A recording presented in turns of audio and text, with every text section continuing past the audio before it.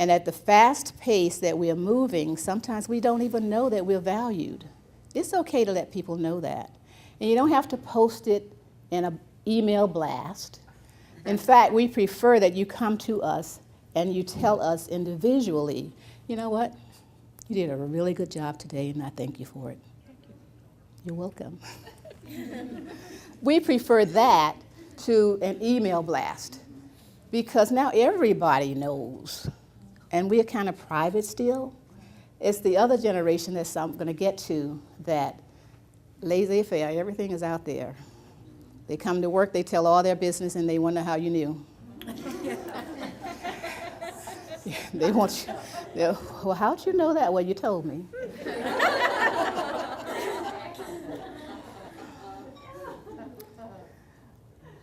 So once upon a time, people would come and talk rather than send an instant message.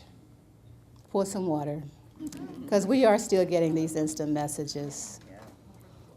And as we continue to get these messages, we continue to learn how to deal with it. We grow ourselves all the time. And that's really about growing ourselves.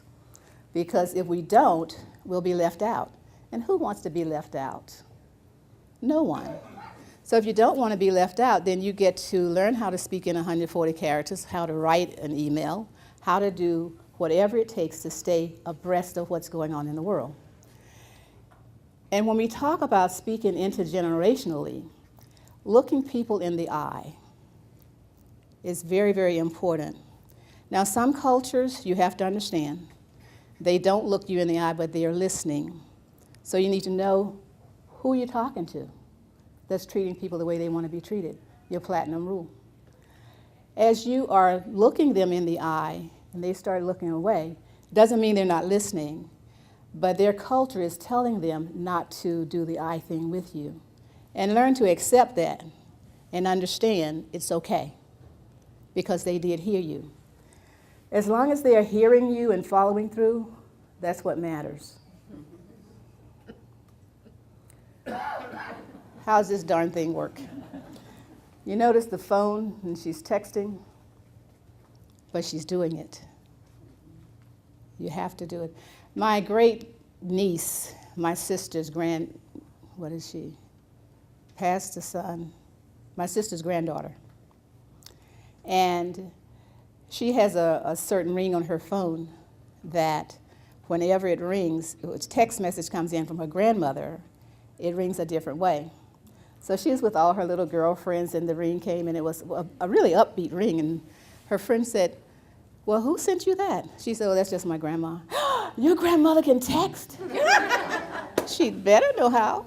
That's the only way she's going to be in contact with her granddaughter. She'd better know how. So texting is very important. So how does this thing work? Now let's talk about Gen X.